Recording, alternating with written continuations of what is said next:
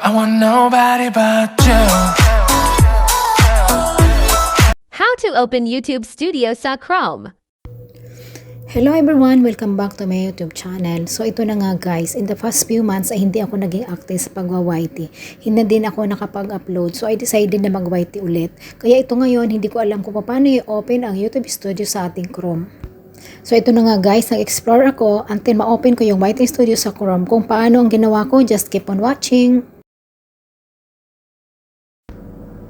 Punta po tayo sa Google.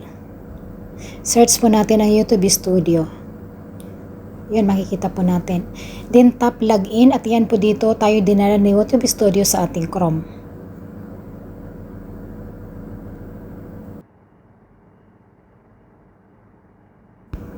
Then tap po natin yung video icon dito sa my left side at iyan makikita natin ang ating mga videos. Yung mga videos uploaded natin.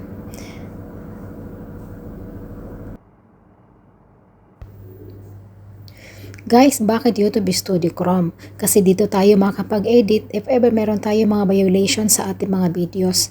Dito rin tayo makakapag-edit kung paano maglagay ng end screen sa ating mga videos at kung ano pang mga edit na pwede nating gawin sa ating uploaded videos.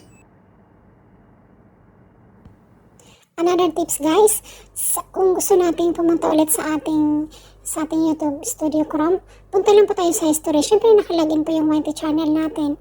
Then, click lang po natin yung 3 dots na nasa right side sa taas. Then, mapupunta po tayo sa ating YouTube Studio Chrome. Sa history lang po natin, makikita yung ating channel dashboard.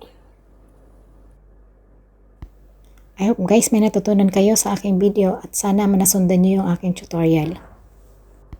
Till next video guys! Thank you for watching.